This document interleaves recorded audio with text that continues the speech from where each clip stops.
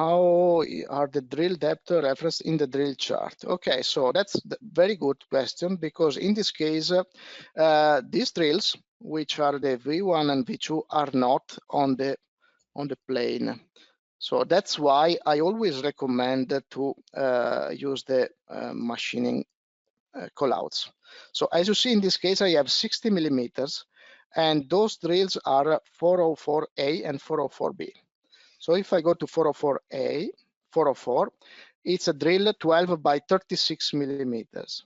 So the drill depth is always calculated from the face where the drill is located.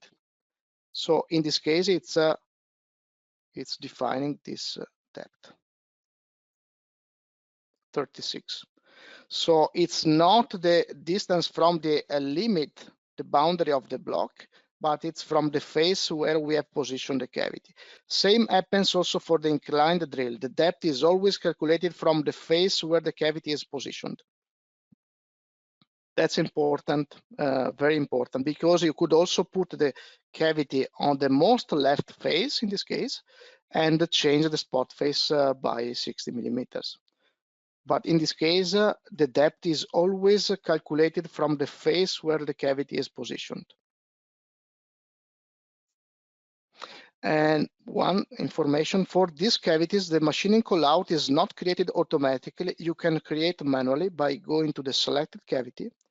You touch the cavity and position the machining callout where you want.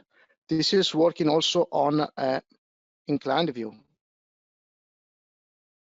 So as you see here, that's you can apply the machining callout to any view, also to a sectional view of the block.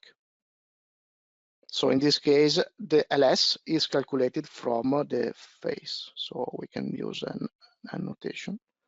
Dimension from here to LS, which is here, 18 millimeters LS. LS 18, that's a Sun Hydraulics T11A, and there is a 13 millimeter.